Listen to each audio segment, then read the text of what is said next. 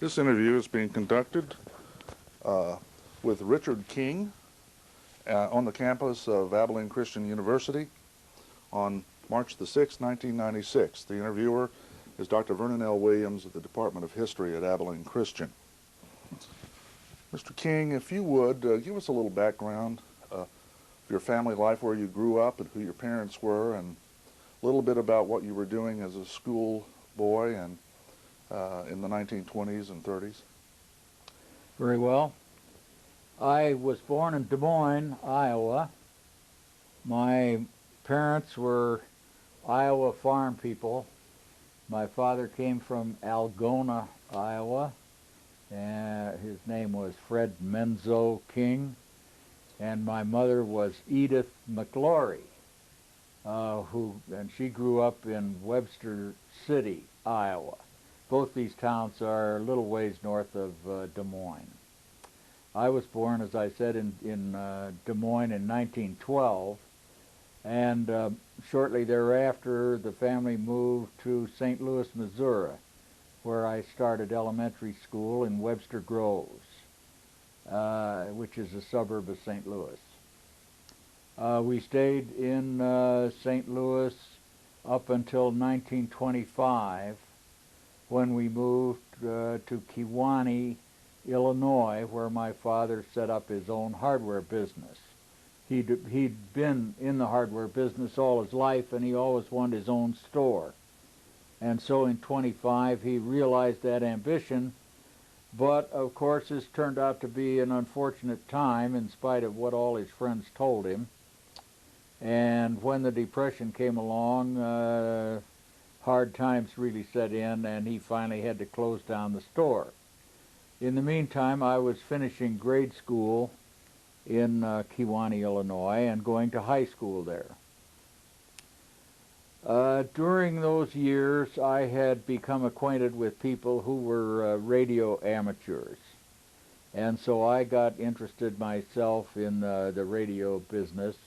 And in 1928, I would say, I got my first radio license, signed by Herbert Hoover, Secretary of Commerce.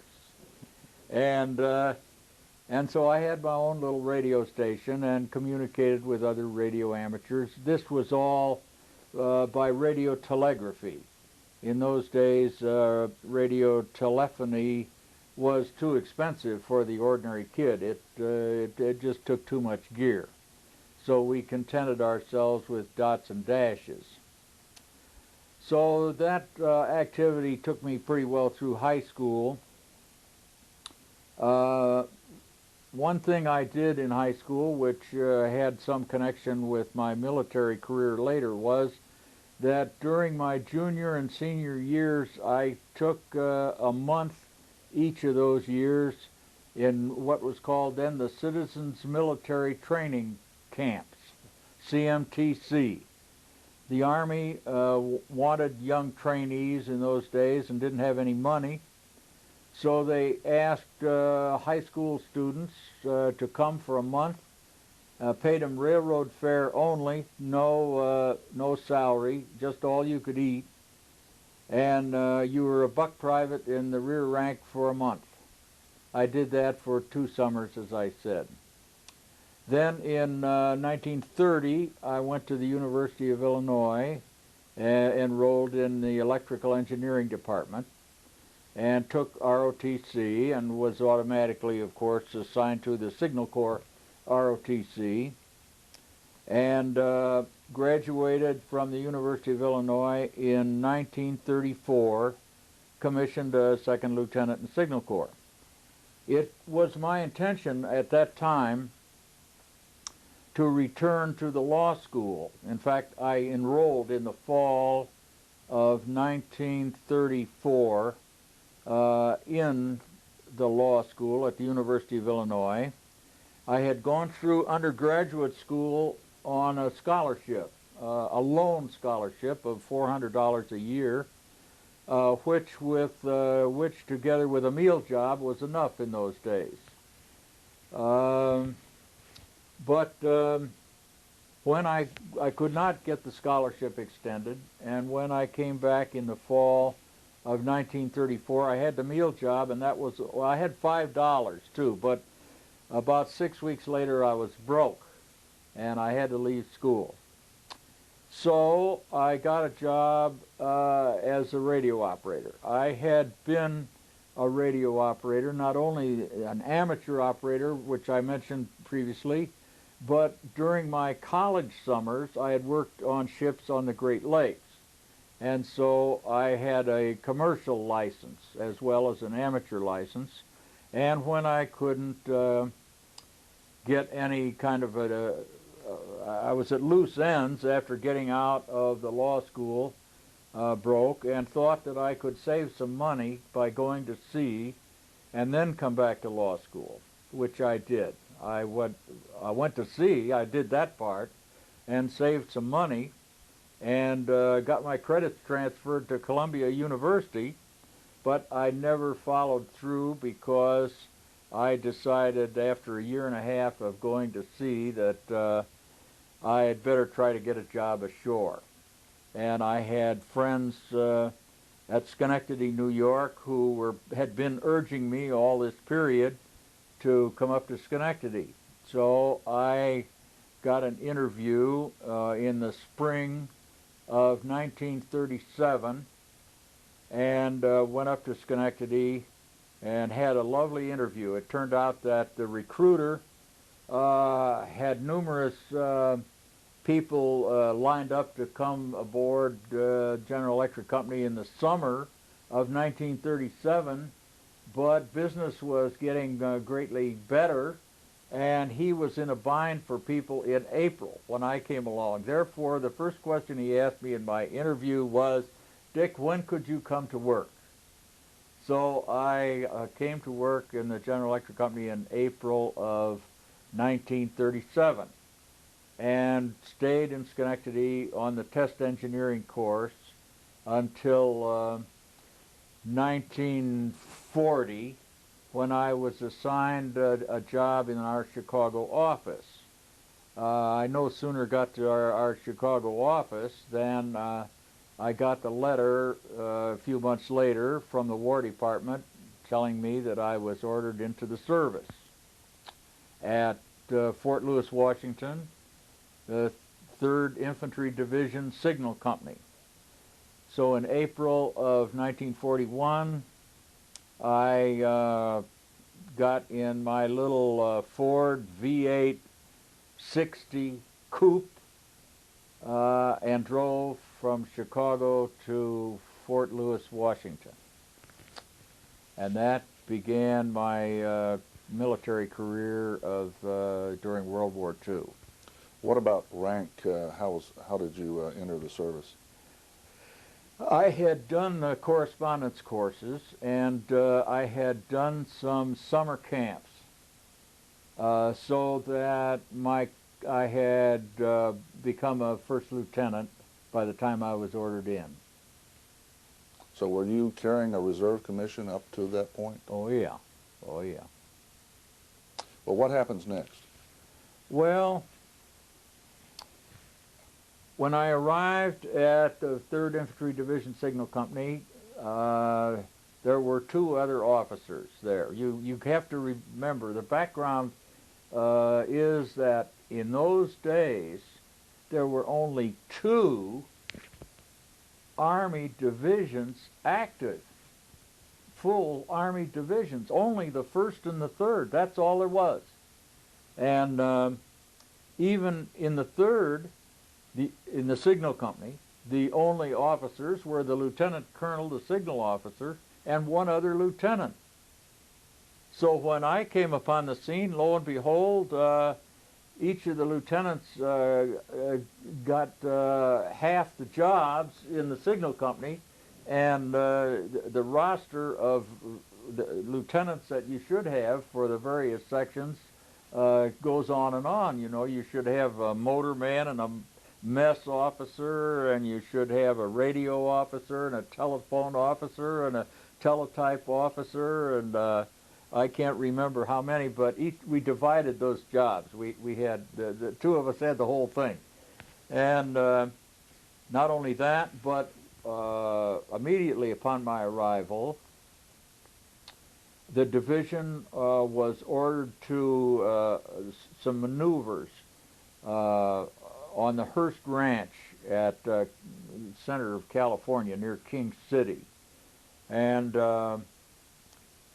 these maneuvers involved a motor march from Fort Lewis, Washington to the Hearst Ranch, and that motor march was the first long motor march ever made by the United States Army, certainly in division size, and so it was a testing of equipment and required shuttling of the men because there was not enough truck equipment to handle the whole division all in one shot. So we had to take part of the men part way and then go back and get another part and so on. But anyway, the march concluded successfully, at least successfully in terms of that everybody got there. And then we had a maneuver for about a month on the Hearst Ranch, which involved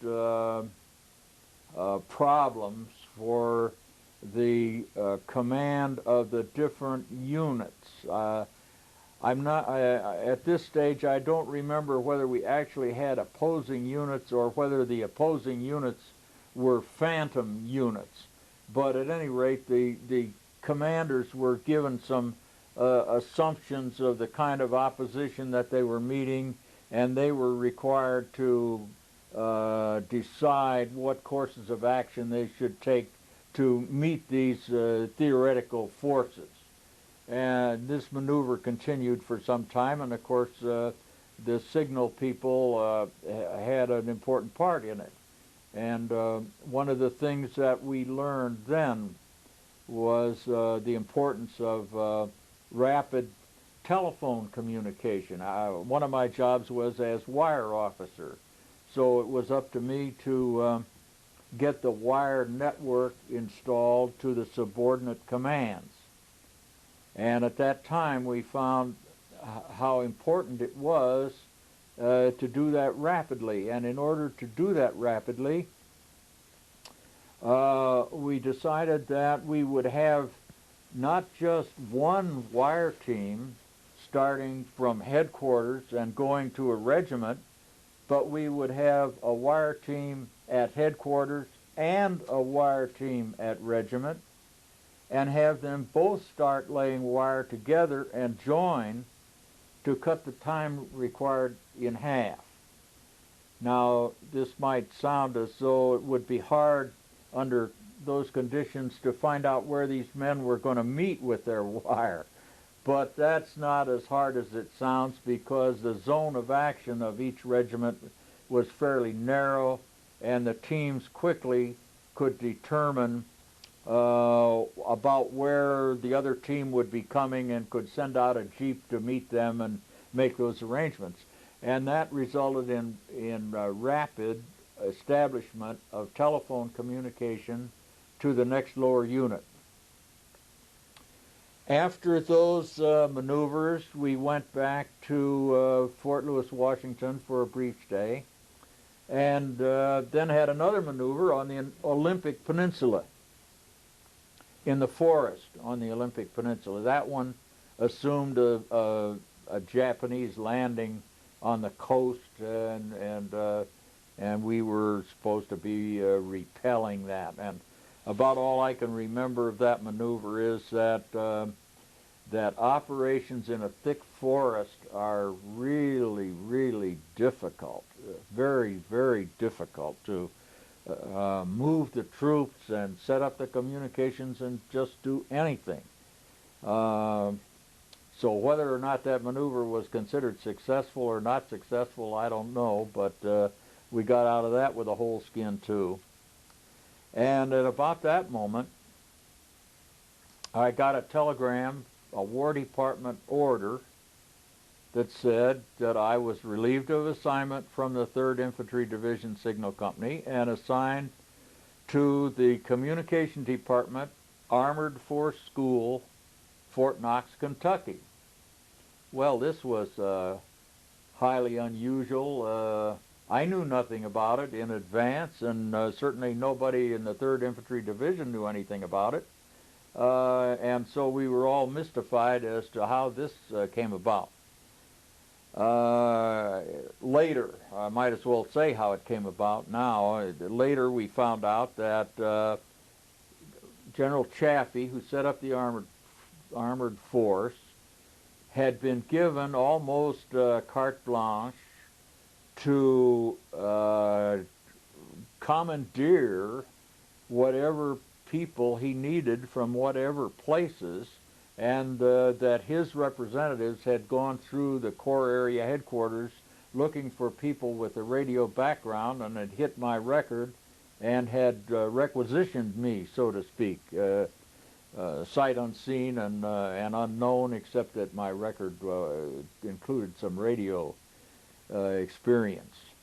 So that was how I got assigned to the Armored Force School. The Armored Force School had the mission of teaching radio operators for long-distance transmission, and the maintenance and repair of all of the radio equipment of an armored division. Now, to differentiate between long and short distance, the tanks, the actual operation of the tanks, was controlled by short range, frequency modulated transmitters and receivers, which were mounted in the tanks. And the tank commanders could speak back and forth within their platoon, or they could call their company commander. For higher headquarters, from combat command up to division, and for division up to corps, sometimes a radio that would cover a larger distance was required. And this meant that radio telegraphy probably had to be used, because voice communication over such distances was not reliable. Consequently, the school had to teach radio operators skilled in radio telegraphy, as well as another course of students taking radio repair, maintenance and repair. Now, the radio operating school the course lasted about 14 weeks. And we had 2 classes going simultaneously, or 2 shifts going. We had the first shift starting at 5 in the morning and running until noon, and the second shift starting at noon and running till 7. Half the time those men spent at the code table learning da-da-da-da. And then the other half of their time was in class learning the various other skills that a radio man riding in a half-track vehicle needed to know. Something about vehicle maintenance, something about a little bit about radio maintenance, something about codes and ciphers, certainly something about map reading, and then the other skills of driving and vehicle handling and other military skills. So that at the end of 14 weeks, these people could handle 12 words a minute in code. They could operate in the vehicle, because for the last several weeks of their course, they were in fact operating on roads in vehicles under as near to simulated combat conditions as we could dream up, which meant that we had several convoys of half-tracks with, say, 10 cars in each convoy, and each car in the convoy had to communicate with his corresponding car in other convoys and exchange traffic all the time that they were beating up and down the roads all around Fort Knox, Kentucky. So I was in that job as an instructor, and finally as in charge of the radio operators division, and made captain while I was instructing, and then made major, I guess, while I was in charge of the division. The procedure there was that as an officer became senior in the department, and as the requirements for new divisions came along, the senior officer in the department then was nominated to be signal officer of the next division formed. And consequently, I became senior in the department at about the time the 20th Division was formed. And my first orders were to the 20th Armored Division after conclusion of a school at Fort Monmouth, New Jersey, a signal school for a month or two for advanced, for field grade officers. Well, the orders got changed a good many times between the 20th Division and the 8th Division, and it finally came to rest that I was going to be part of the cadre for the 16th Armored Division to be formed at Fort Smith, Arkansas. So I traveled to Fort Smith, Arkansas, and found that all of the staff officers of the division were required to go to a new divisions course at Fort Leavenworth, Kansas, Command and General Staff School. So we met our new general there, General Douglas Green, and all the other members of the staff and the commanding officers of the various units were at the new division's course. So after this short course, it was only 3 or 4 weeks at the most, we activated the 16th Armored Division at Camp Chaffee, Arkansas, which is outside Fort Smith. And I trained with that division.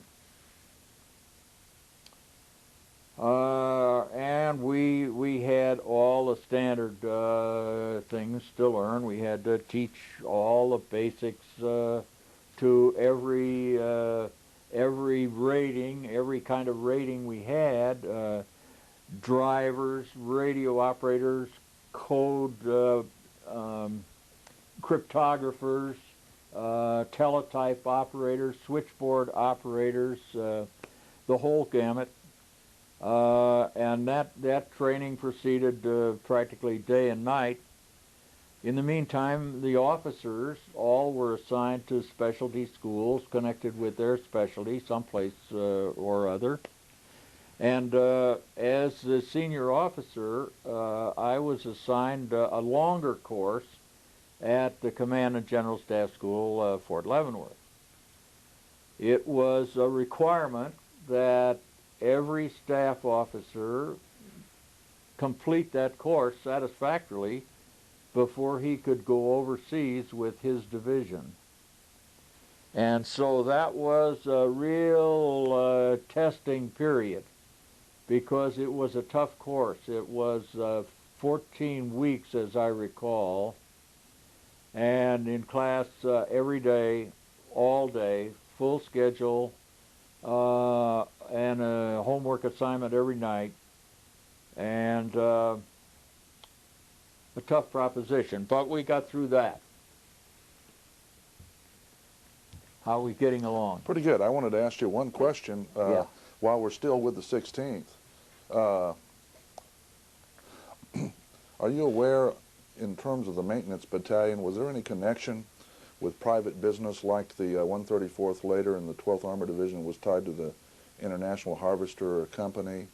Are you aware of any connection of private business supplying those that personnel? No, I'm not. It may well have been, but I just didn't know it. I remember, though, that the 134th was a harvester battalion. And it may have been that, I don't remember what that battalion was at the 16th, but that may have been a company battalion from someplace too. What about your instruction at the Armor School and then later here at Camp Chaffee? Did some of your instructional notes, lecture notes, and things like that, did any of that stuff survive? No. Okay. Not a thing. Well, what happens next? In fact, why don't let's stop a moment and tell me a little bit about General Greene in terms of your impressions of him, either at this point or later on. But could you tell us a little bit about the man? Yeah. Well, he was certainly not a young man. He had a solid gray hair. He's from an Army family. As I mentioned earlier, he could remember General Custer. Colonel Custer, when Custer went through Fort Leavenworth when he was a boy, and his father was at Fort Leavenworth.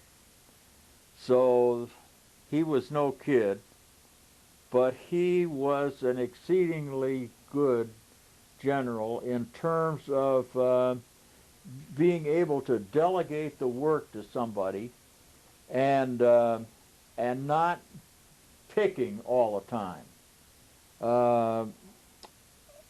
The outstanding thing I remember about General Greene, I think, was that as a signal officer in any of those organizations, you're always responsible for the public address system. So when anything happened that the general had to speak, or any high-ranking officer had to speak, they'd call the signal officer and say, please get the public address system geared up for this event, would you? And so you did it. So the day that the division was activated, which was just about my first acquaintance with General Greene, I was told off to get the public address system ready, which I did. And I'll tell you, public address systems in those days were notoriously unreliable and liable to break down, and and people would be just mortified because they'd have somebody up there ready to speak, and nothing happened, you know, and that was not infrequent. And I was determined that wasn't going to happen to me on any of these occasions, so I usually had the thing tested out well ahead of time, maybe the day before, and then that morning or whatever. So I was ready. I was ready at the day we activated the division, and the general's ready to go. And I said, now, General, if you'll speak 12 inches from the microphone, I'll do the rest. And in an ordinary voice. Just speak in an ordinary voice about 12 inches from this microphone, and we'll be all right. And so, okay, that'll I'll do. And the first thing he said was, when he got up there, every soldier in the last row, please stand up. They all stood up, praise God. So, and he didn't shout. I mean, he just said that in ordinary voice. I think that was the first time he checked up on me and got the right answer. But those things are vivid, you know. Those are certainly important in a young officer's life, that he come off well when he's required to do a job like that. And then we had some other experiences that were very difficult that the general I thought, handled very well. There was a period when inspections were the big thing. People from higher headquarters would come, maybe with a whole team, to inspect. I remember once we were subjected to an inspection of vehicles by some higher headquarters vehicle team. Uh, every unit had to go through, and I'm telling you, those vehicles were inspected for the most nitpicking deficiencies that you can possibly imagine. I mean, if the hinges on a half-track door were not properly lubricated with a drop of oil, bingo, you know. If the inspector could take off the radiator cap and put his finger down in the radiator and get dirt off the thing, that was a bad mark. And all kind of points of lubrication and a lot. I mean, it's understandable that maintenance of that kind has to be performed and should be performed right, and people should know how to do it and prove that they did it. But it can be carried too far, and I thought it was a personal crusade on somebody's part to crucify General Greene because they were going at it so hard. But I think we made out all right finally. But believe me, a lot of folks in that division worked day and night while that inspection was going on to be sure that that they were covering all the bases, and they did it in the usual Army style. Somebody talked to people that had already been inspected and found out what the deficiencies were, and just made real sure that those deficiencies didn't show up in the next vehicles that went through the line. But I don't know what else to say about General Greene except that he delegated well. I think he was fair. I think he gave good, clear orders. And I was very sorry that he did not get to go overseas when we, as a group, were ordered to the 12th.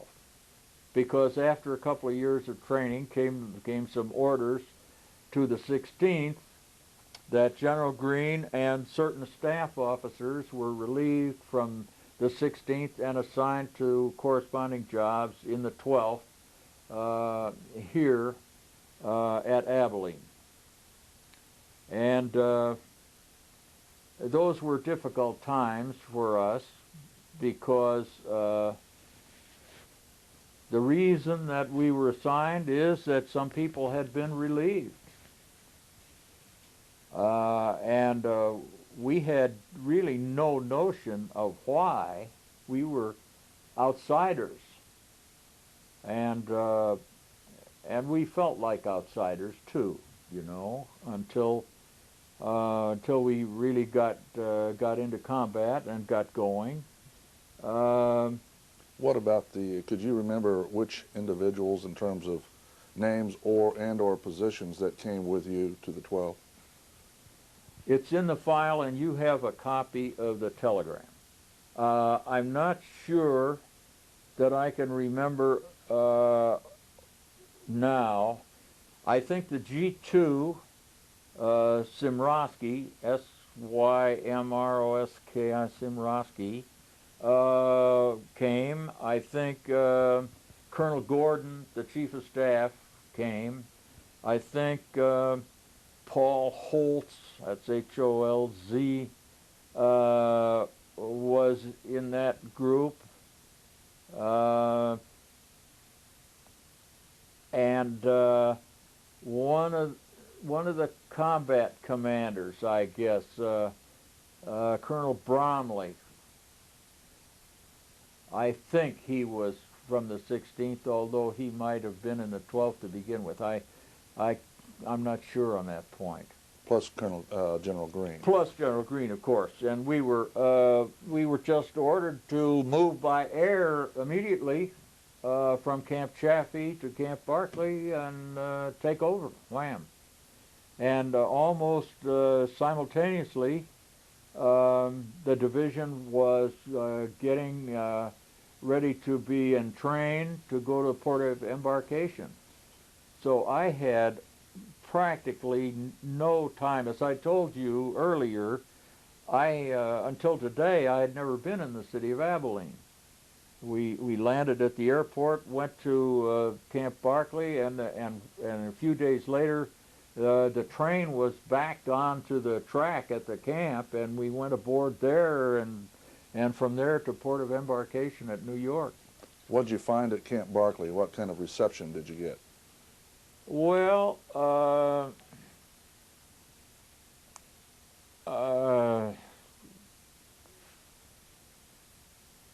it's really hard to say. I don't think in general that we were welcomed by any means, but I didn't get very much hostile reaction either, except in one or two individuals.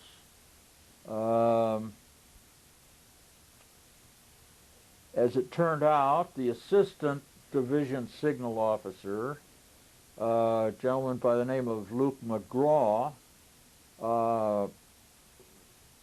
thought that he should have been moved into the position as signal officer, and when he wasn't, he was unhappy enough about that, so that when we got to Europe, he talked to the personnel people and said that he'd rather not serve under my command. And so he was relieved and was given a job at European Theater headquarters in Paris. Pretty nice detail, I guess. But the people in my own little signal office were just fine. In particular, I had a tech sergeant by the name of Benjamin Nicholas, who was really one of the finest people that ever worked for me in any capacity, civilian or military, because the details involved in the signal office on a day-to-day basis were really numerous and painful, and they had to be accomplished.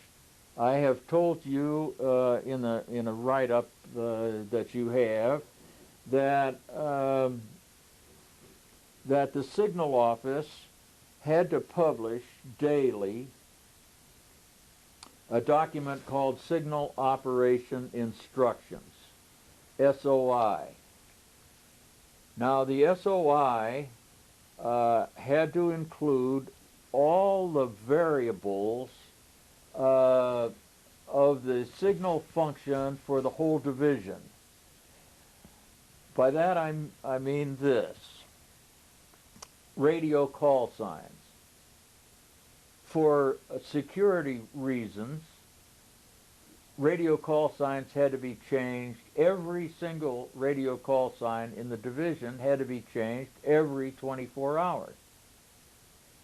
Then all the cipher settings that were in use in the division had to be re-indexed every 24 hours. And we had a simple cipher system, a little mechanical contraption, about 6 inches square, which operated sort of like a small typewriter to type out a simple cipher for use in lower elements, not nearly as sophisticated as the electronic machines that we use to communicate to higher units.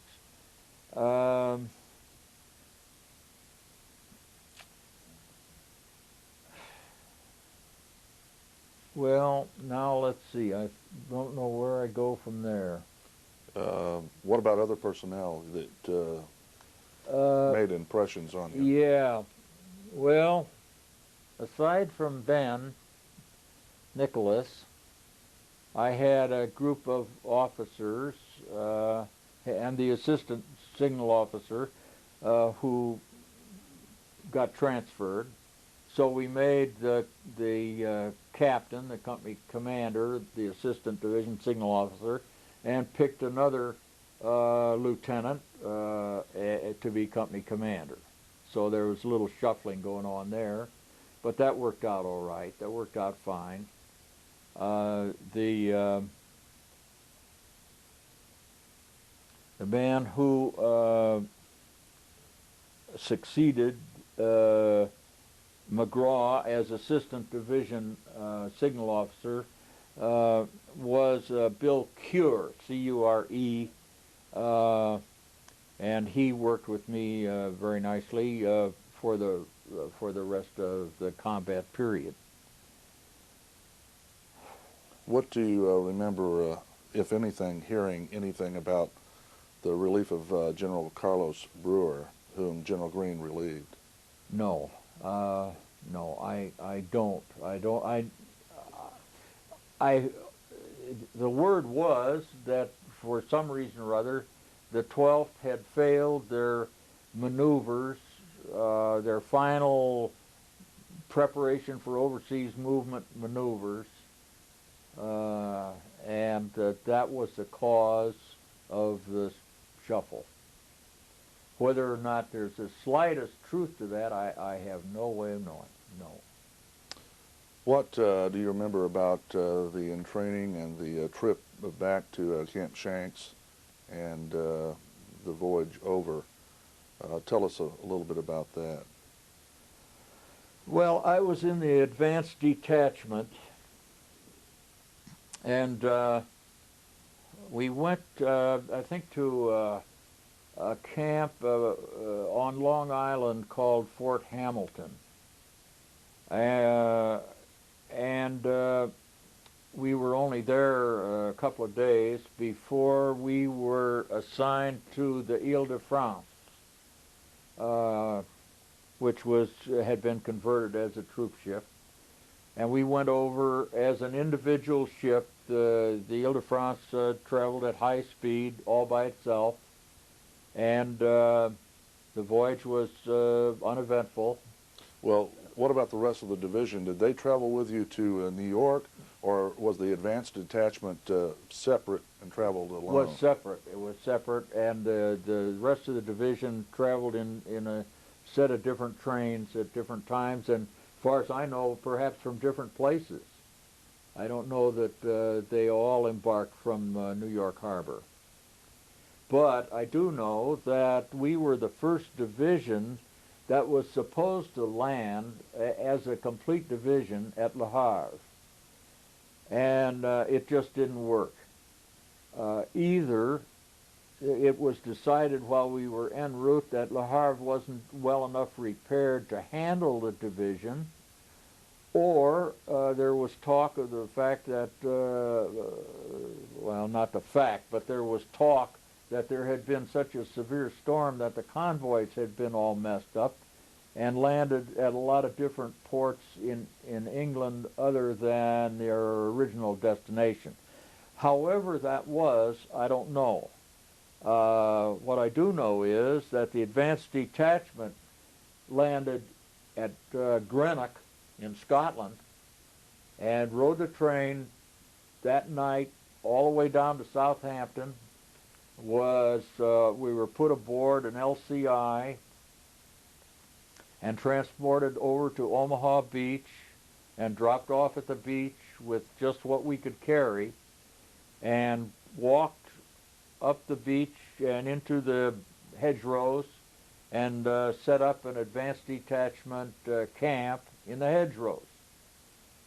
But we were only there a few days before it was realized that the division was scattered all over England for whatever reason and had to be regrouped someplace.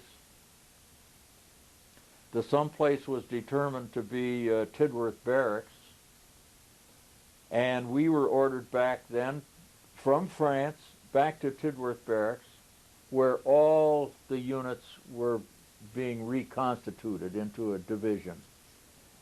And I'm sure that that our original division vehicles and tanks were all scattered around because we were so busy assigning new tanks and the new radio equipment. You see, the division signal office had, or the company had, a radio repair section. But that section worked closely with the Ordnance Maintenance Battalion in equipping the tanks and all the radio equipment of the division. And this is not a simple matter, because the basic tank radio had a few channels so that a tank commander could communicate with the other members of his platoon and to his platoon commander and maybe the company commander, and that's all. The next higher echelon, the platoon commanders, had to be able to certainly communicate with their platoon and the company commander, maybe the battalion commander. So on up the line of tank equipment required for the different levels of command. And that meant that the radio people had to coordinate with whoever were setting up the tanks for the various units in such a fashion that the right radio got in the right tank, or the right pair of radios got in the right tank. In tanks like company commanders and battalion commanders, sometimes there had to be two radios in a tank, so that the commander in that tank could monitor two different channels at the same time. So at any rate, during those early days, the radio and the Ordnance Maintenance Battalion people worked very closely to get equipped and issued and get us all ready to get overseas, which occurred then in, I guess we were at Tidworth Barracks probably, I guess it maybe was a month. The dates are all in the record as to when we actually landed at Le Havre, and then went to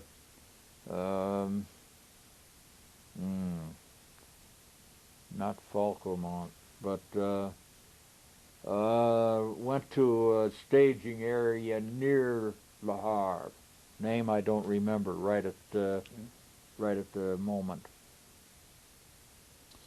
What happens once you recross? In fact, why don't you tell us a little bit about that? Once the division now makes ready to cross the channel, sort of talk us through that and those early days of December when you begin to go into combat. Well, it was a busy time, for sure, and I don't remember too much about it. And the reason is that we no sooner got ourselves off this second trip across the channel than the general said, and by this time I was working for General Roderick Allen, who had relieved General Greene. General Allen got permission for me to go up and visit with the signal officer of the 2nd Armored Division, which was in the line in Holland, up the other side of the Roer Dams. And so I took off with my driver in a Jeep, and drove across Belgium up through the places that were later so famous, Bastogne, and up in that country, to get up to near the Roer Dams by Jülich and Düren, where the combat was at the moment. And I spent some time there with the Corps. I forget which Corps, 19th, I think, the 19th Corps, where I had some friends, and then in the 2nd Armored headquarters, kind of getting oriented to how they did business, and then driving back. And by the time I got back, the division units were ready to get on the road and start moving up toward Nancy, as we say Nancy, but that's not quite the right pronunciation for the Frenchman over here. But anyway, we got on the road. It was a pretty uneventful motor march. We got ourselves installed at Nancy, and then moved up into the line. The exact day I don't remember, but we got shelled that first night we were in there. We thought it was personally directed at us, but actually it was only directed at the crossroad. The German gunners always gave important crossroads a little fire during the night, just to keep the truck drivers alive, you know, and keep them on their toes. But we took it personally, and we moved the headquarters out of the vicinity of that crossroad. You mentioned that General Allen relieved General Greene. Could you describe the circumstances which that happened? Well, as I told you, General Greene was sent from the 12th Armored Division to from the 16th to the 12th to take over the 12th, and then got on one of the trains. He was not with us in the advanced detachment, but he got to the port at some other time, and found when he arrived at the port of New York that he had been appointed commandant at the infantry school at Fort Benning and was not to go overseas. And when we got overseas, we got acquainted with General Allen, who had been appointed to take his place, which was a blow for General Greene. I know that he was not a young man by any means, and I know that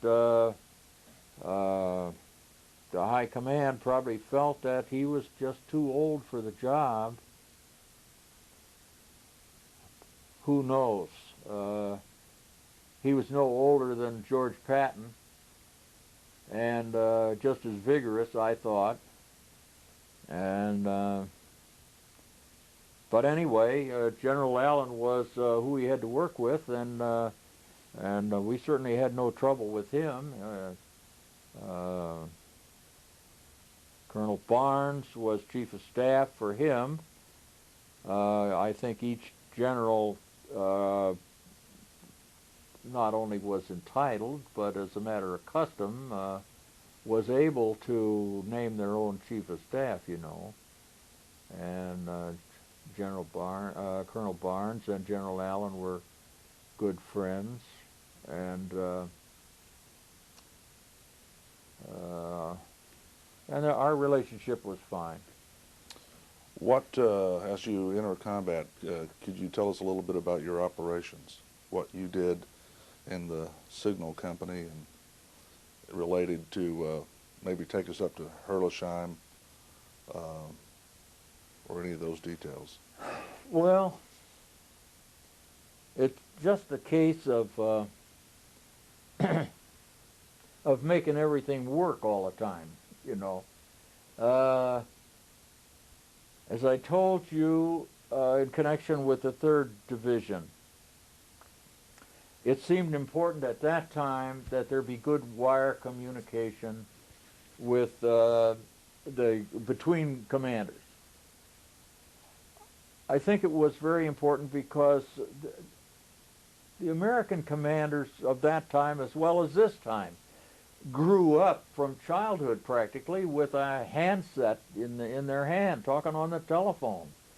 And the business executives as well as the military executives literally had grown up with the telephone and were most comfortable with the telephone as opposed to either voice radio or writing messages, which had to be coded and sent and decoded and delivered, etc. So I wanted to emphasize good telephone communication. So I did the same thing we had done in the 3rd Infantry Division. I reorganized the wire teams so that we had a wire team at each of the combat commands, Combat Command A, Combat Command B, and Combat Command R, the reserve command. And each one of those wire teams was assigned to start laying wire back toward the division headquarters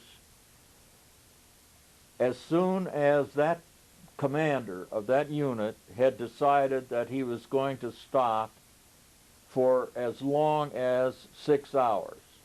He was going to be there 6 hours or more, lay wire. And at division headquarters, we had similar teams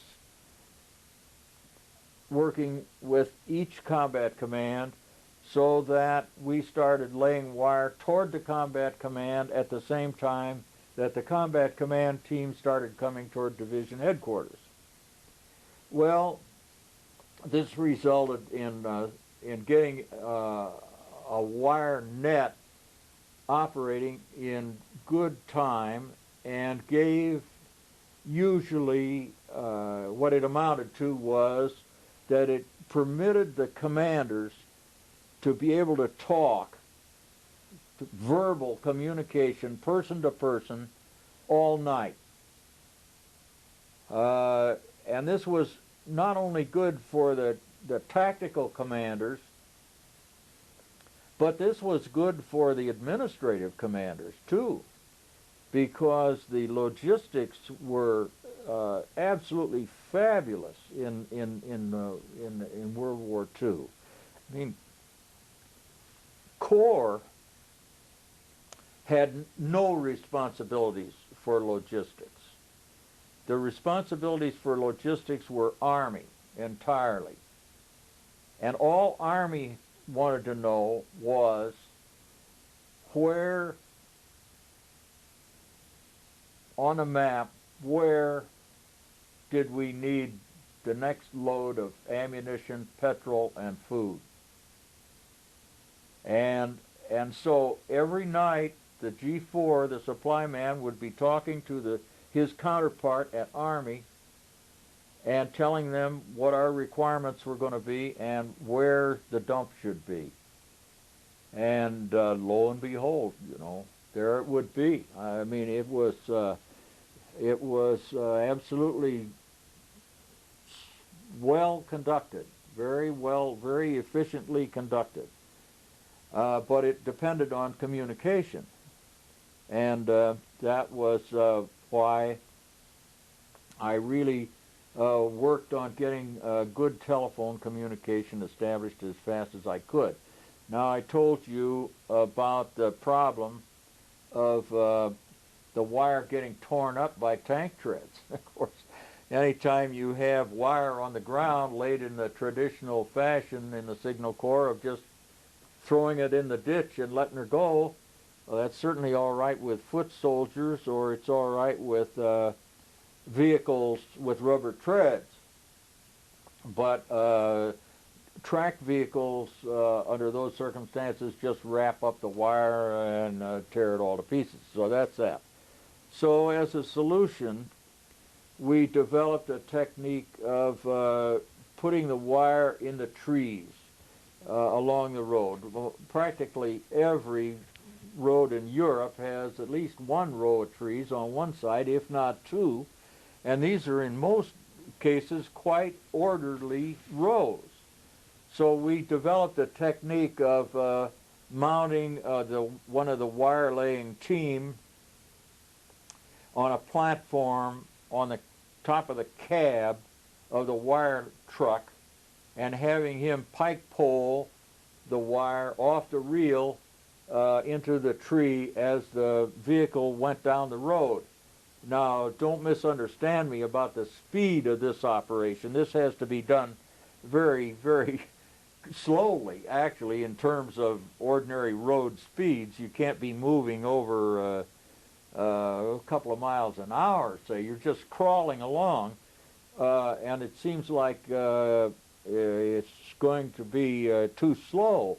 But as a matter of fact, you don't have very many miles to cover, and the big virtue is that the tanks can't tear it up, and it's used to stay in communication all night until we abandoned it in the morning. And of course, doing it that way, you sure use a lot of wire.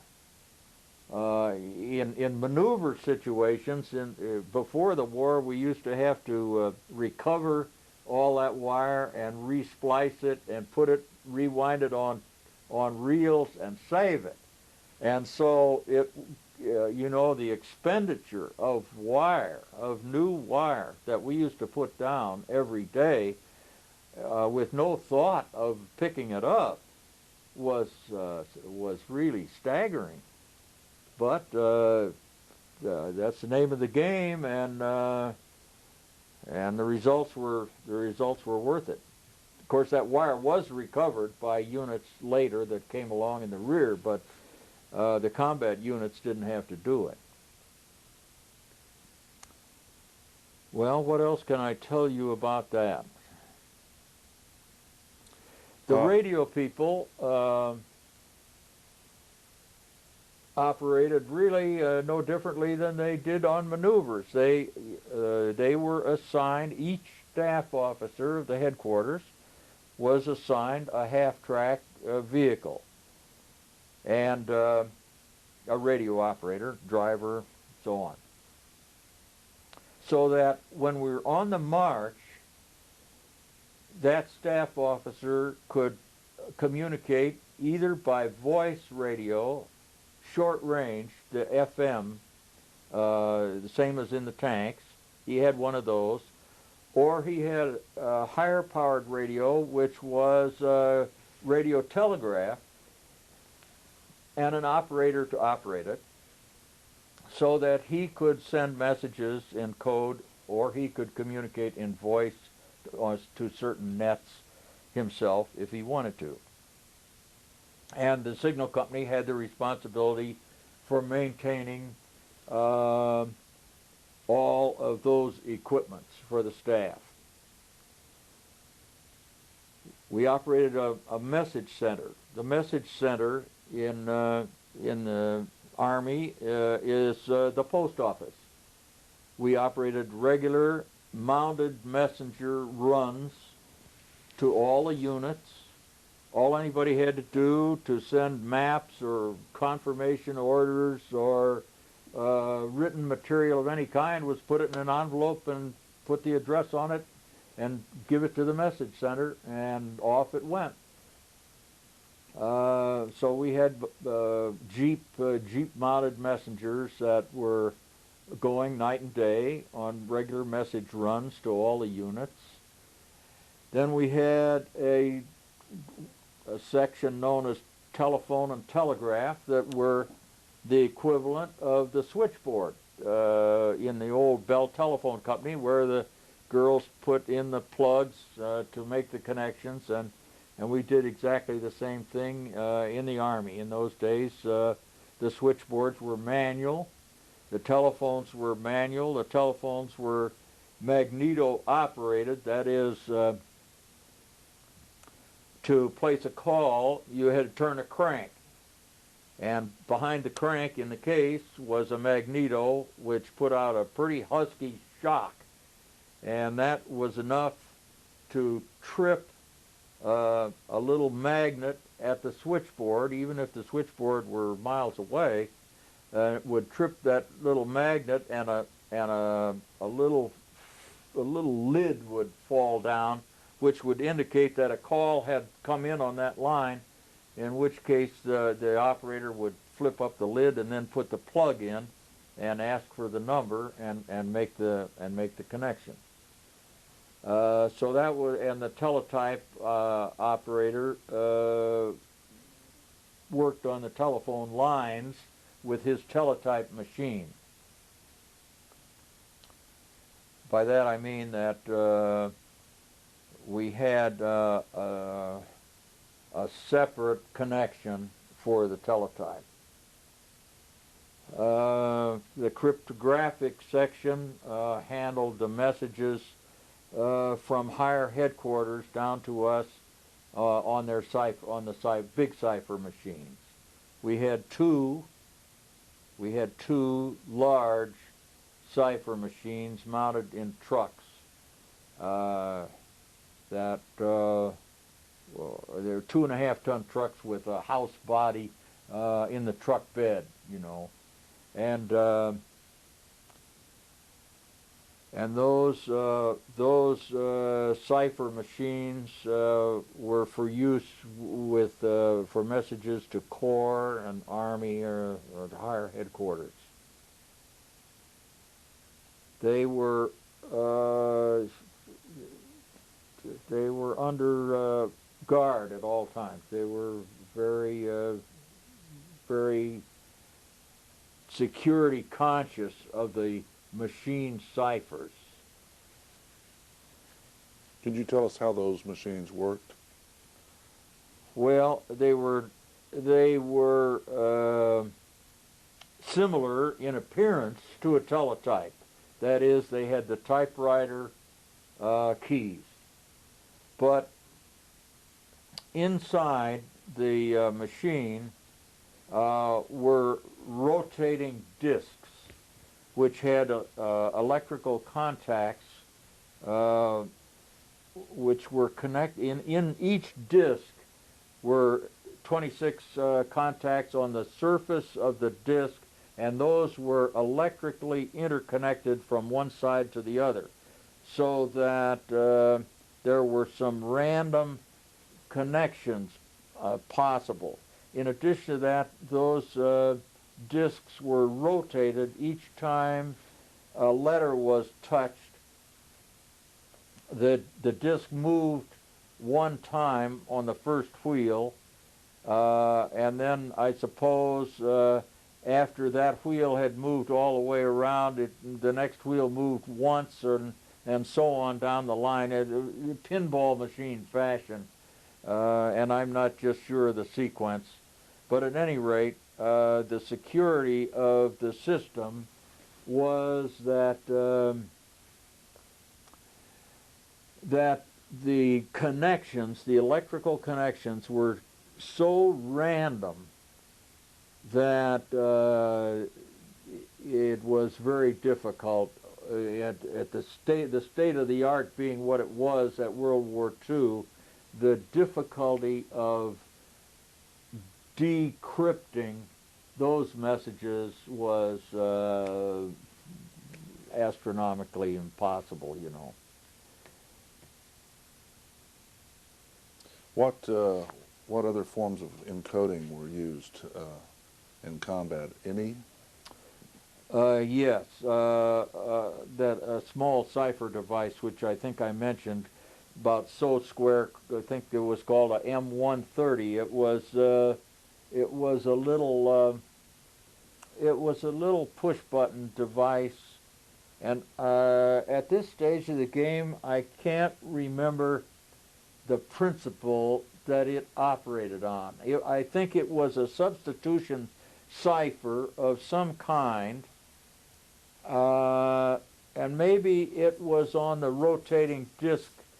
The old cipher that the Army used up to World War II consisted of discs that were placed on a spindle.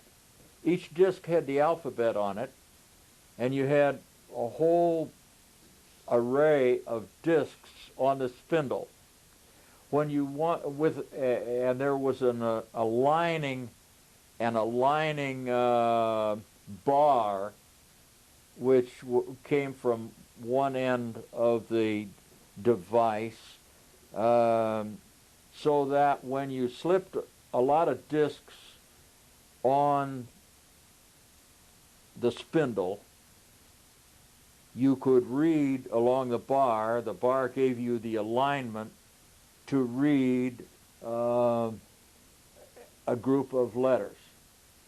So that the procedure to use this particular kind of a device was to put the discs on in a certain order, and then move each individual disc until you got, say, a plain language message, a plain language group of letters that you wanted to send along the spindle, along the bar, along the guide bar, and then move the guide bar to another location and transmit from that other location the random letters that came up at that point. And then the receiving operator had to do the correspondingly opposite procedure. He had to mount the discs in the prescribed sequence, because each disc was different and numbered, and it just didn't have plain A, B, C, D, E around it. It had random array of the alphabet around each disc. So mount the discs, turn each disc so that a letter of the message appeared at the guide, and when you got all the letters of the message as you received it at the guide, you could then look around the disc until you found some clean language, which was pretty cumbersome. That was, and I think the M130 machine was a mechanical variation of this substitution cipher. And that was what was used for all the division units. What do you remember most about the combat period? What stands out most in your mind? Well, to me, Colmar did, really.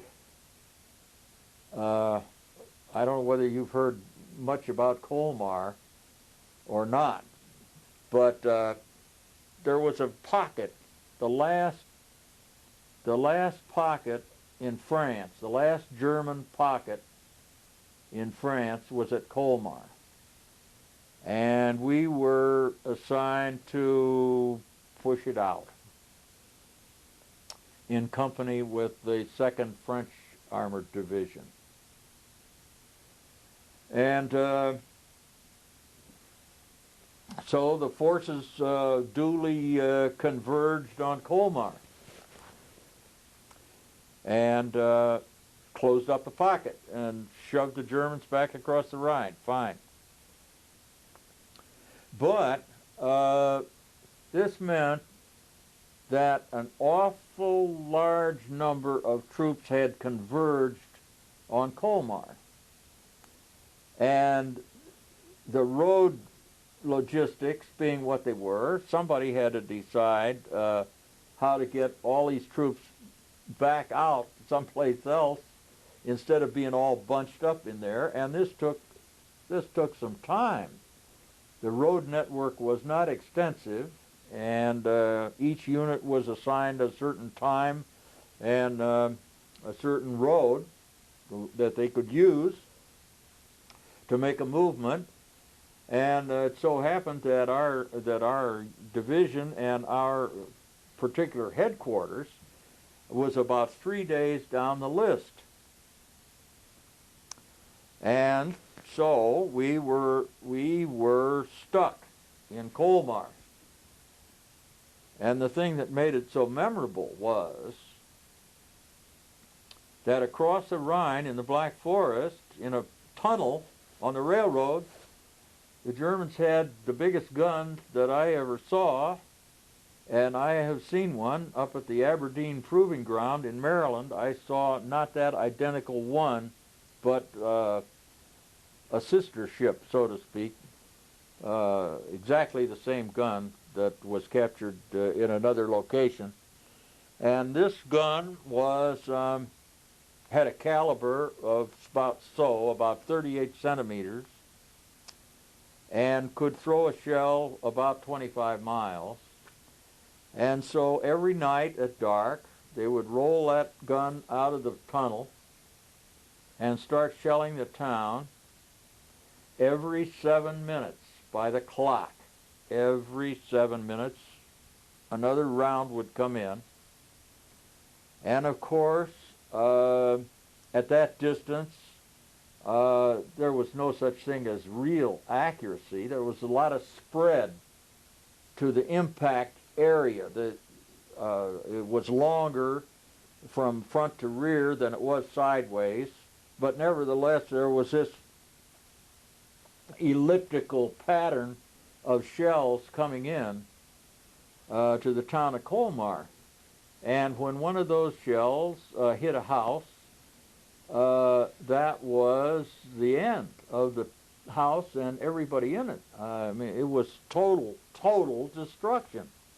And so for 3 nights, I think it was 3 nights, I'm not sure, but one night would have been bad enough, but it was more than one. We had to stay in town and just wait it out.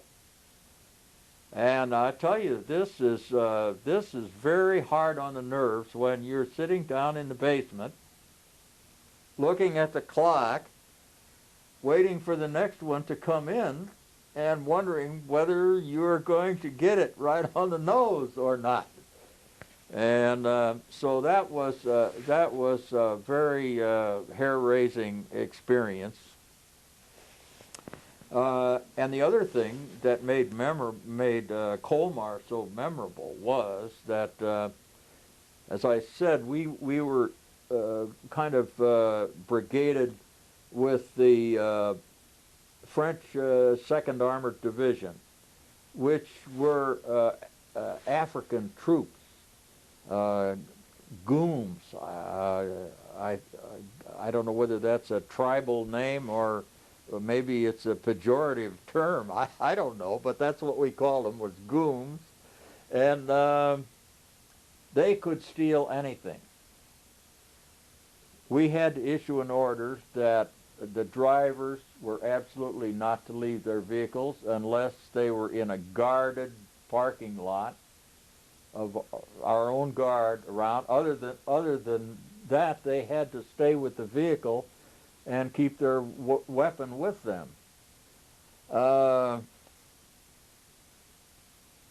climax came when the goons stole the cryptographic truck of another division.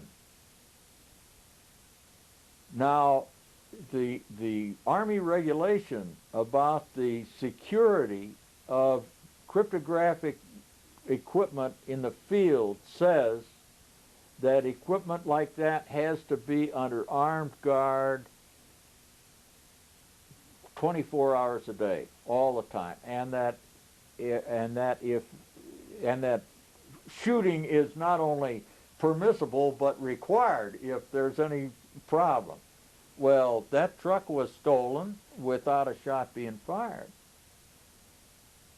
and that played havoc with the communication system because that truck had the equipment and the system papers for the whole theater. So that meant that the whole cryptographic system of the European theater was compromised. Well, you couldn't move around Colmar without some MP wanting to see the engine number of the car, of your truck, for a couple of days. They finally found the cryptographic truck in the river. The Gooms finally realized that they had something that was too hot to hang on to, so they shoved it into the river, and they recovered it. And of course, the cryptographic safes were all right. They hadn't been opened. But so the only permanent damage that was done, I'm sure, was done to everybody in the connected with the operation, the signal officer and the cryptographic officer, and God knows, maybe all the way up to the division commander. But there were a lot of people scalded for that operation. So I remember Colmar very much for two things. Now, Herlesheim was different in the sense that the advanced CP was, as I remember it, in a schoolhouse at Brumath. And we had the wire communication to Herlesheim and the other combat command locations. And I remember that in the middle of the night, all the wire communication shut down, and we had to go out and find out why, which is very unpleasant when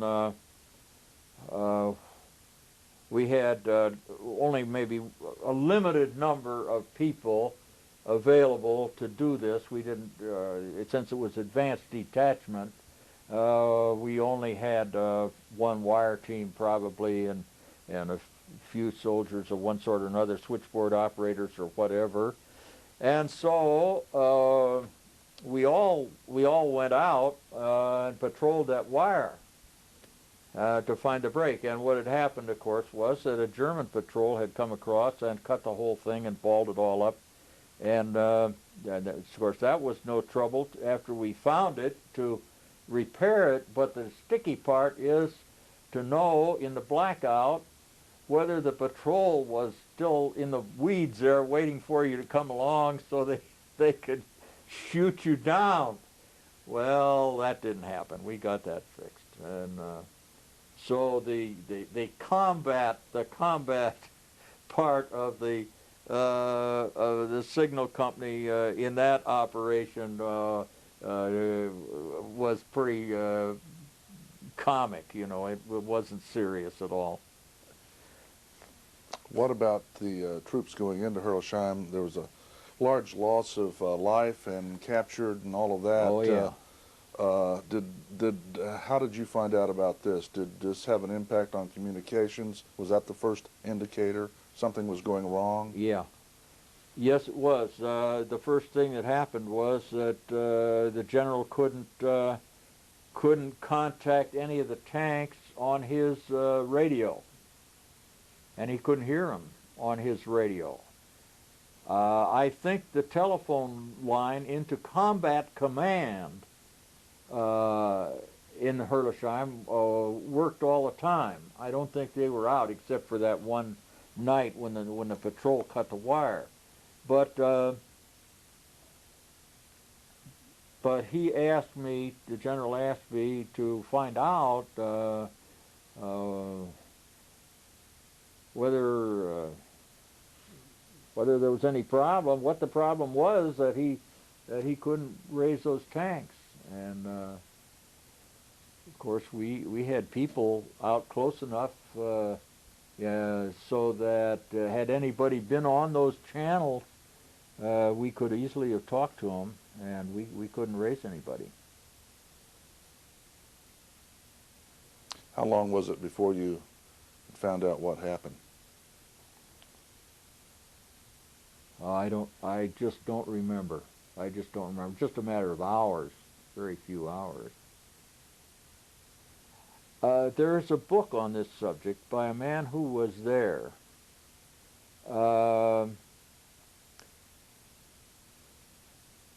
It's called The Other Side of Time. And the author of the book, as I recall it, was a medical man who was in that combat command headquarters and was there all the time. I was in and out of that combat command.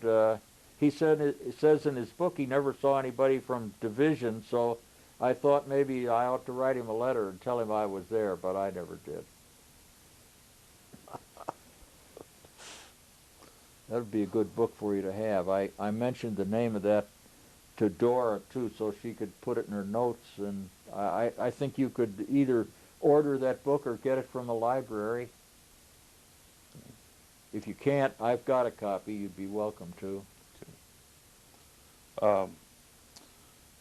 Several men who have been interviewed have mentioned the point in time in combat where the division was attached to General Patton's Third Army and left Patch's Seventh Army for the push to the Rhine, and have described their operations as intense and non-stop. Do you remember anything about those days? Well, the thing is, it didn't make any difference to the operation. Yes, we were pushing. We were going 25 miles a day, maybe bang, bang, bang, bang. But whose army we were working for just depended on the way headquarters moved those army boundaries from day to day. One day we'd be in the 6th Army, and the next day we'd be in the 3rd.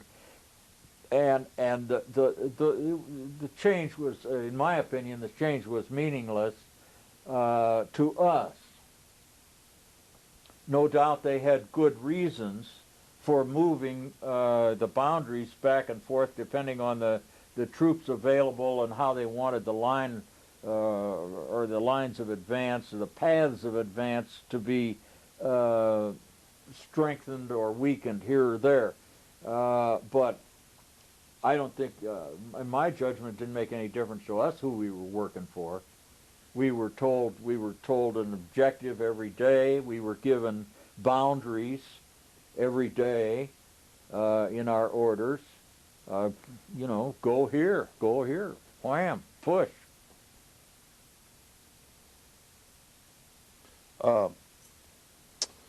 I've noticed in looking at the 12th Armored Division organization and division headquarters, for example, there were men that were assigned to signal operations duties. There were wire teams and such. Then you have the 152nd Signal Company. What was the organizational relationship between the company and these men that were in divisional headquarters? Did your company provide those men? Were they a part of the 152nd as well? How did that work? All the communication personnel in the division headquarters were members of the 152nd. Now, each staff office had its own clerks and sergeants that, you know, that operated. For example, the G2 had some tech sergeants that operated the intelligence map, and the G3 had some clerks that operated the operations map. So each staff section had its own enlisted personnel, but they had nothing to do with operating the communication equipment.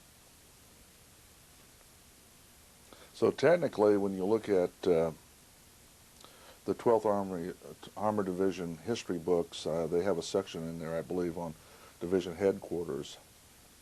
I may be wrong about that, but I think they do. And there are some men, some group pictures that are labeled division headquarters, the wire team, or whatever the labels were. I don't recall.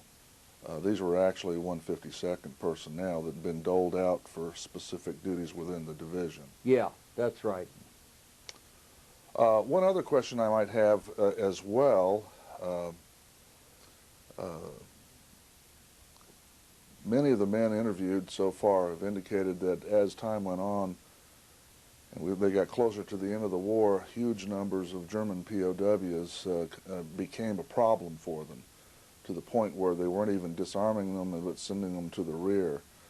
Did this have an impact on your operations? Did you encounter this problem? Did any of your personnel have any contact with German POWs. Yeah, they did. Yeah, they did. And I did too. Every place we went, we set up a signal office. I only had a portable desk about the size of that TV with a fold-down front and a few materials in it. But I always had a phone and a desk at which I could work. And so I was in one day in a railroad station. I forget where. And lo and behold, in through the door comes this German officer, and I wasn't good enough on German insignia to know what his rank was, but he was in full uniform and everything, and walked up to the desk and gave me a big salute, and said he wanted to surrender. And not only that, he wanted to surrender, and he wanted to know when we were all going to war against the Russians. What'd you do with him? I sent him to the MPs. I had no time to be fooling around with prisoners, so I sent him off. He wanted to surrender. He was no menace, but so I had somebody take him. Somebody take him to the MPs. What about some of the materials that you've donated to the 12th Armored Historical Collection? You brought some things in today.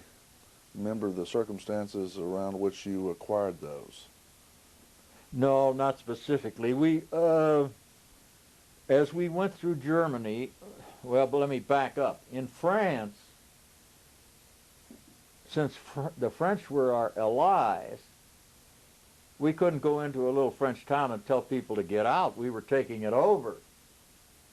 We had to go see the mayor and find out what we could have and where we could billet people, if we could, any place. Now, they were really quite cooperative about it. After all, we were helping to get rid of the Germans out of their country, but they were pretty gruff people. But in Germany, 60 Minuten raus mit, which meant in 60 minutes get out of here. And we would take over a whole block in a German town and make it secure by a patrol so that we didn't get shot in our own beds or something, and set up division headquarters in a group of houses like that. And in those houses, some of those were left in, I mean, they were just left the way things were. Whole bookcases full, shelves full of books and household articles of all kinds. And so we just moved in and moved out. And in some of those places, I remember, I'm pretty sure it was in Dinkelsbühl, I think, that I had a house assigned to me which had been the home of a German subordinate political leader, a Gauleiter of some description, because the house was loaded with all kinds of propaganda material. And so I'm sure some of what I gave the school came from that particular place, and then others too. I mean, some of those nice colored postcards that were made into a book came from similar places. I just don't remember the details of place, but they were all from German civilian houses, all except Willy Messerschmitt's road map, which I took right off his desk.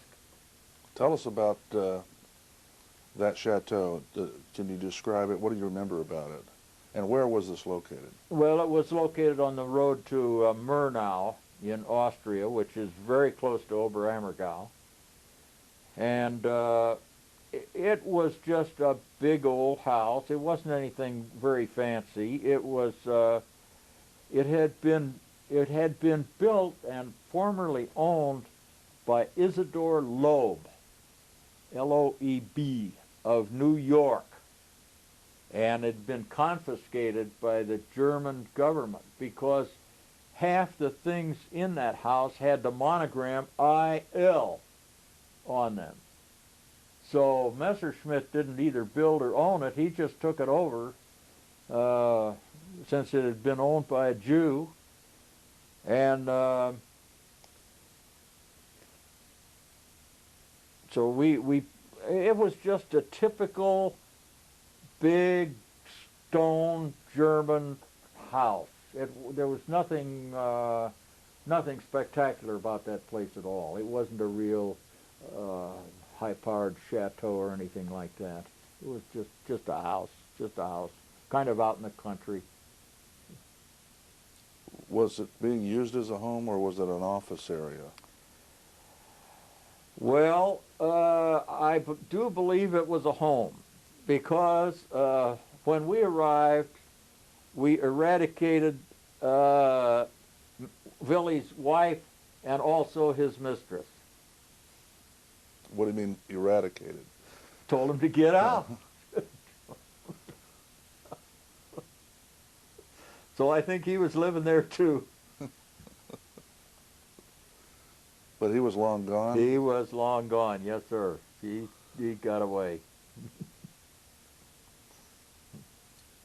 The little stereo card book, do you remember how you came by that? No, I don't. It was in one of those houses, and I thought it was really quite an interesting piece of propaganda, so I latched onto it. What do you remember about the waning days of the war? Could you sort of talk us down through Heidenheim when you settle into occupation duties? Well, the big thing of it was all as the war wound down, it was the big moves every day, where we went so many miles from headquarters to headquarters, and the nice thing about it was that at that time the Army was getting more sophisticated in its communication facilities, and we had attached to us from Corps a microwave unit. Now you see, as I mentioned in some of the correspondence to you, the responsibility for communication in the American Army is down. The superior unit is required to be able to communicate with its next subordinate unit, and not vice versa. It is not the responsibility of some guy way to hell and gone out there to communicate with headquarters. Headquarters has to communicate with him. And I mentioned, I think, that some of your people would be interested in studying the Second Battle of the Marne in the First World War, because that's the thing that caused that doctrine to be formulated, that the German armies became echeloned one with each other because they got so far away from their headquarters that communication broke down, and the two armies did not realize that they were so badly echeloned, and that's when they had that famous taxicab march of reserve troops come out from Paris. The famous taxicab march from Paris came out there and got in that opening and enfiladed, and it was a rout. The Second Battle of the Marne was a disaster, and it was a communication disaster. And consequently, the responsibility in our Army then and now is that the superior headquarters communicate with the subordinate headquarters. Now, to carry out that function during most of the war, Corps laid down for us what was known as Spiral 4. And Spiral 4 was a cord about the size of that one going to that camera, about that big around, in a heavy, heavy rubber casing with 4 wires in it. And that could be mounted in such a way to keep it out of the treads of the tanks. It could be sort of semi-permanently mounted. And with those 4 wires, you could get any number of combinations of circuits so that we got telephone and talking circuits and everything over the Spiral 4. But when we were moving so fast, like 25 miles a day and so on, that really became difficult. And so we were fortunate to have these microwave trucks come along, which are very much like the trucks that you see the radio stations have equipped for their remote broadcasts. The TV stations now, today, have those remote little panel trucks, you know, with a little pop-up antenna, and that's what these men had. They had quite a tall tower, which was a portable, extendable tower for their dish, and they could get that tower up and get the dish aimed back to headquarters. And immediately, as soon as our headquarters, division headquarters was set up, they could be in business, and off of that one beam going back to Corps, they would have 4 talking channels and 2 teletype channels available right now, just like that. And that's just marvelous for us, and good technical feat. What else perhaps you haven't covered that you might like to add for the combat period? Anything? Well, oh, we were strafed and we were shelled, but we didn't suffer any casualties. Just a few wounded, really. I don't think we had anybody killed in the 152nd. We were in an anomalous position in that we were combat troops, but we were technical troops first, really. And because we were in an armored division, we all had, I had a ring mount with a .50 caliber gun in it, and we were all armed to the teeth with carbines and pistols and everything else, but we never really got into combat. We weren't combat troops. I mean, we were armed in case we broke through in some situation where people try to close us out, you know. But aside from being strafed, which is an unforgettable experience, and bombed, and having that long-distance artillery on us, those were the bad experiences of combat as far as we were concerned. Any good times associated with that? Oh, yeah. Yeah.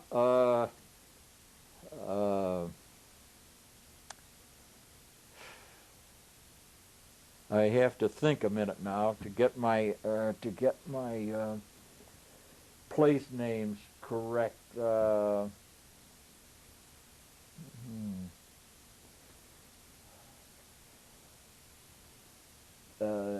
Deidesheim, Deidesheim, H-E-I-M. I don't know whether it's Diedesheim or Deidesheim.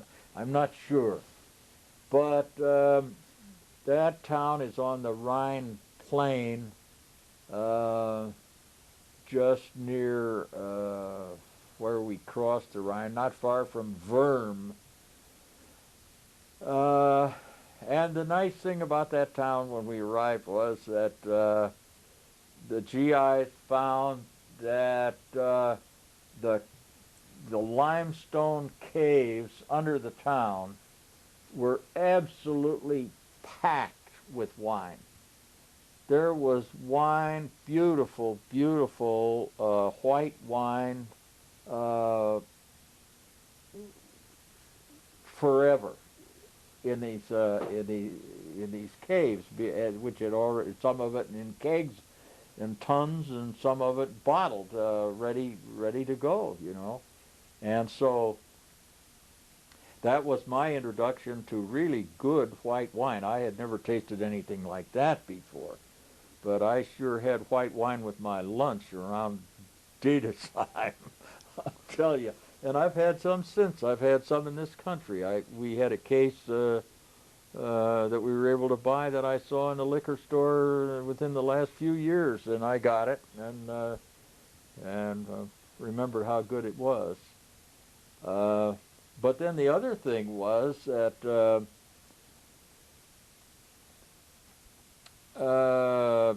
people were always running into liquor caches like that, and I've got a bottle at home that I'm sure is a collector's item.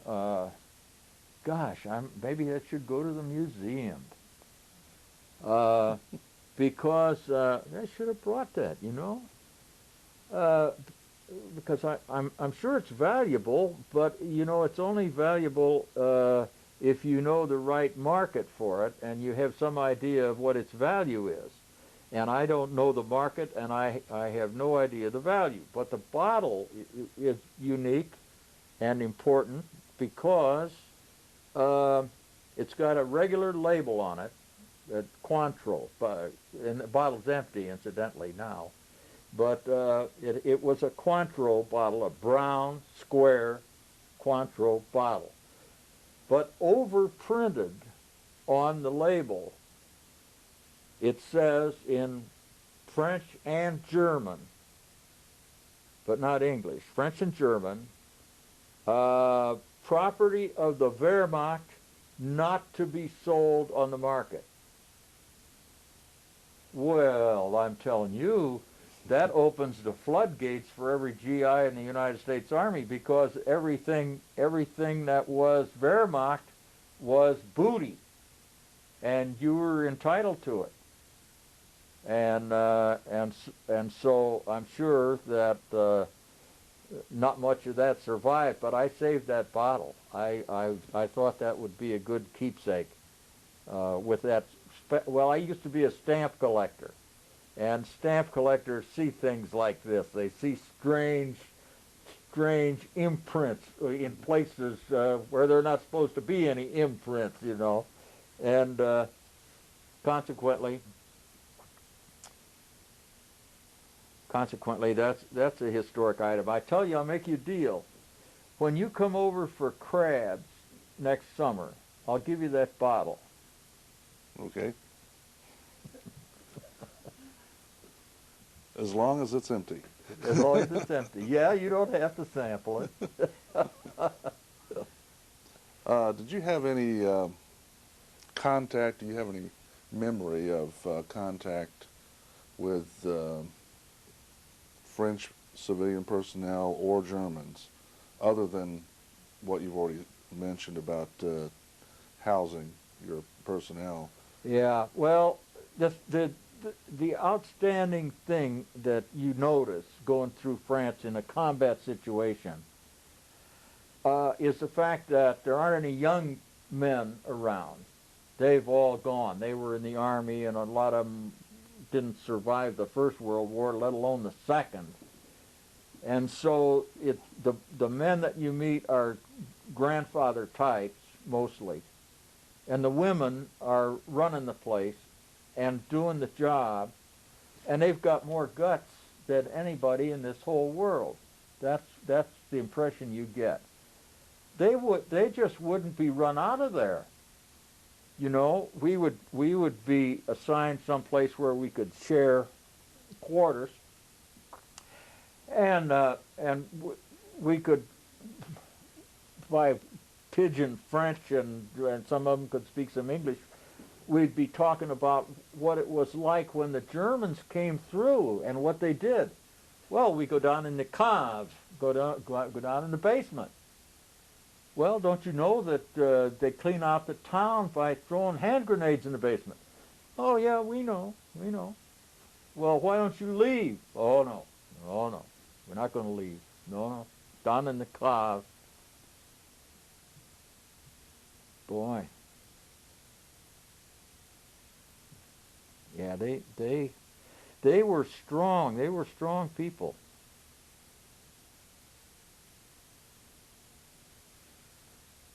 What about the Germans in comparison? Well, I really have no idea. I just have no idea. There was a big order about non-fraternization. We were ordered that we could not fraternize even if we had occasion to fraternize with anybody, young, old, or in between. And so I don't think I ever talked to a German civilian of any kind except the employees of the Post and Telegraph. The railroads and the post office and the telegraph are all run by the same administration in Germany. That's why we often had our division signal office, at least in the railroad station, because it was also the telephone and telegraph, and as a perk of that job, the manager of that whole enterprise had quarters up over the railroad station. That was his house, his personal living quarters, for the family. And so often we would, and this was true after the war. I'm talking now after VE Day, when we occupied Heidenheim, and we were establishing telephone contact with other units around. We would say to the guy, well, through an interpreter, we had some German-speaking fellows, we'd say, well, we need 10 circuits to ohm. Jawohl. We need so many circuits to someplace else. Jawohl. You know, they were amazing. I mean, they knew who the boss was, and my impression was that's all they wanted to know was who's the boss, and the boss gives the orders, and I can just imagine the reverse circumstances where somebody would come into the switchboard, some German who had overrun the country, came into the switchboard in Abilene and tried to get somebody to give him 10 circuits to Fort Worth. You know, it'd be, I don't know, me know nothing, me no speak of the language, you know. But in Germany, jawohl, anything you want, we got. And it was striking. It was very striking that they are so obedient. I don't want to end this before asking you a little bit about your impressions of General Allen. We haven't talked about him very much. Well, we had a good relationship. We got along all right. He seemed to be quite a reserved gentleman, and I saw him kind of on a daily basis. But and very informally, but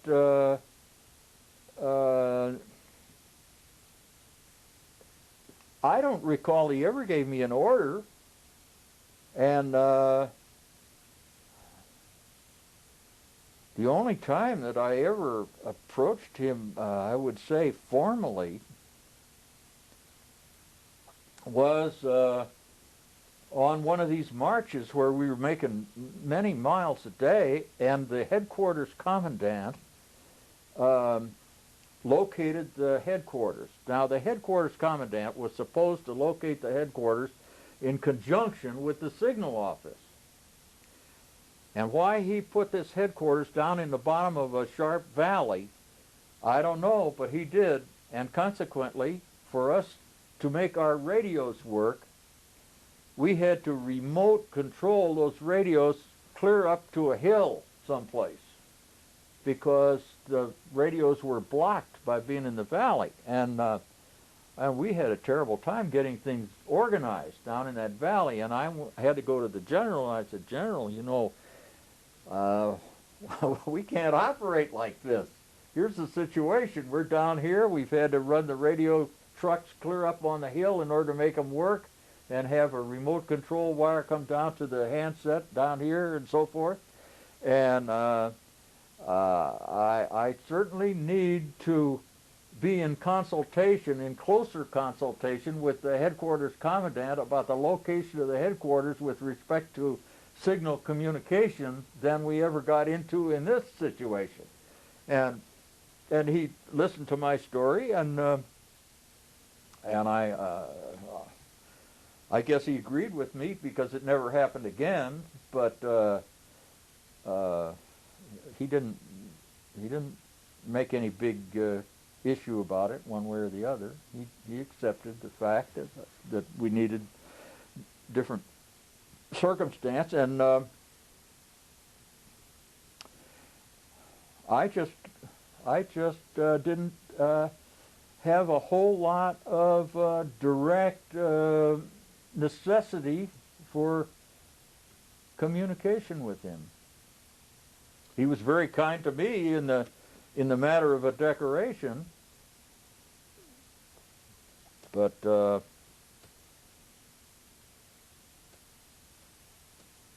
what about the end of the war?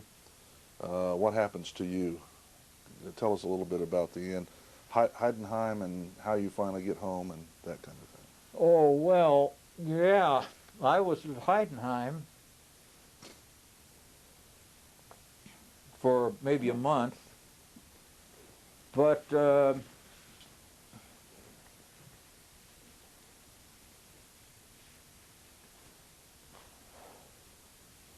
on about the 1st of July, I got another set of orders for strange orders, like I had in the signal company in the first place. And these ordered me to use air transportation immediately back to the States, and to report for duty at the Fort Leavenworth Command and General Staff School as an instructor, which I did. And I wasn't there very long, and I didn't teach very many classes before I had points enough. VJ Day came along, and right after VJ Day, if you had 120 points, and I forget how you calculated points, but they were based on number of months in service and months in combat and this and that and the other thing. I had more points than I needed. And so I requested that I be returned to civilian life, that I be an inactive reserve officer again. And what did you do after the war? Went back to General Electric Company. See, I was an assistant sales engineer when I was ordered in, so I was a sales engineer when I came back, and then I was assigned to a job in Rockford for a year, and then they asked me to go down to Peoria, Illinois, because the manager was going to retire down there, and I was to be office manager in Peoria, and then I was in Peoria for 7 years, and then they asked me to come to Chicago to be industrial district manager in Chicago, and I stayed there from 52 to 72. So I was there for 20 years and then retired. Well, is there anything else that you'd like to add, looking back over the interview, that you did not have a chance to say or mention or discuss? I had a chance to say everything I can think of. Well, thank you, Mr. King, for this interview, and this concludes this tape.